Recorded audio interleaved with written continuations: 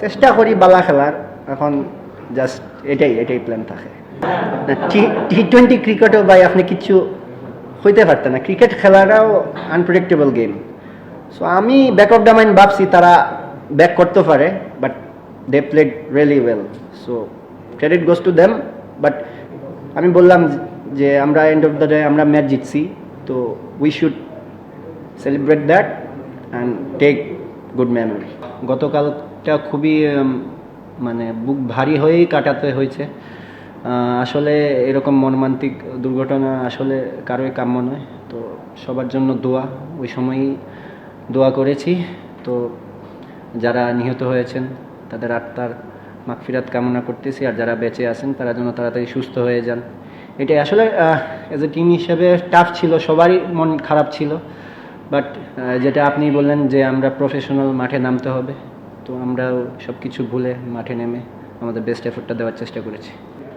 না, আমরা তো অ্যাজ এ মেন্টালি ওরকম মাইন্ডসেট নিয়ে আসছি যে উইকেটের যেরকম কন্ডিশন, আমরা তো জানি এখানে যে হাই স্কোরিং ম্যাচ হয় না, তো আমরা ওইরকম প্ল্যান নিয়ে আগাচ্ছিলাম। যেহেতু আর্লি উইকেট পড়ে গেছে, তো ক্যাপ্টেন আমাকে ওইরকমই হিন্টস দিয়েছে, তো ওইরকম প্ল্যান নিয়ে আগাচ্ছিলাম।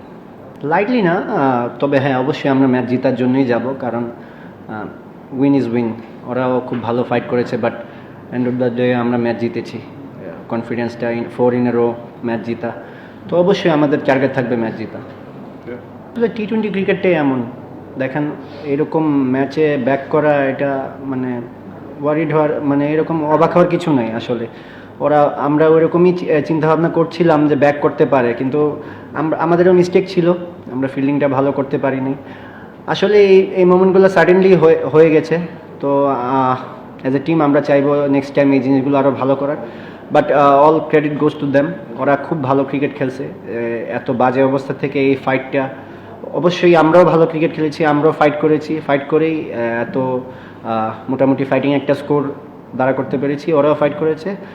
তো আমি যেটা আগে বললাম যে all about winning and losing, আমরা ম্যাচ জিতেছি এটাই। এর সাথে আমি এজ গ্রুপ থেকেই ব্যাটিং করি, আমি এজ গ্রুপেই আমার নাম্বার 7 ছিল, তো ওই সময় থেকে 15, 17 আমি আমার একটা 100 আছে, ওইখানে টেলের সাথে 71 রানের পার্টনারশিপ দিয়ে 100 আছে, তো এইগুলো আমার অভ্যাস আছে, তো আমি এইগুলো নিয়ে চিন্তাই করি না। আমি জাস্ট চেষ্টা করি আমার সাথে যে থাকে তাকে প্রপার ব্যাটার হিসেবে তাকে একটু সেভ করে, যেহেতু দুই দিক থেকেই যেন রানটা হয় এরকমভাবেই।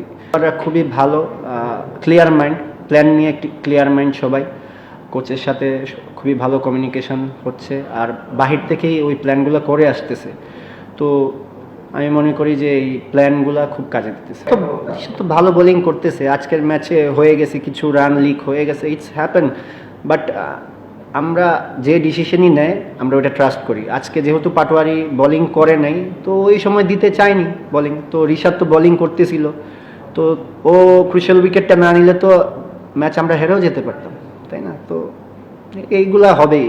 সো এই সবসময় ক্যাপ্টেনের ডিসিশন একদম 100% রাইট ওয়েতে যাবে এরকম না, তো এইগুলা থাকবেই। অবশ্যই ডিফিকাল্ট ছিল, একটু তো ভয়ও চলে আসছিল, বাট ওই যে আমরা রেডি ছিলাম, ঠিক আছে জিততে হবে। শামীম পাটোয়ারি লাস্টে যে ক্যাচটা নিল, ক্রুশিয়াল ক্যাচ, তো এই জিনিসগুলোই তো ম্যাচ জিতাবে। এইরকম টাফ টাইম আসবে, আমি যেটা বললাম যে ক্লোজ ম্যাচ জিতাটা কিন্তু একটা টিমের ভালো লক্ষ্য।